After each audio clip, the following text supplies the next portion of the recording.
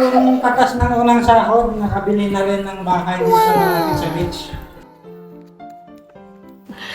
Sana all. So, salamat.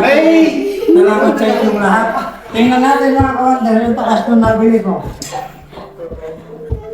Ngayon susuportahan nyo, nakabili ako ng isang bakasyon nandito sa malapit sa beach.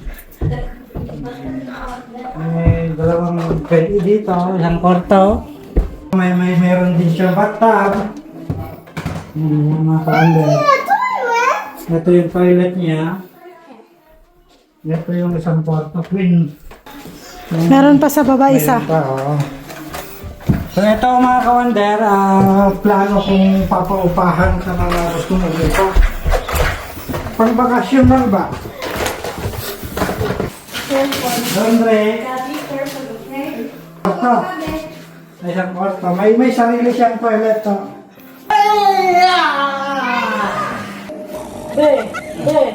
Nanaginip ka na naman. Hey!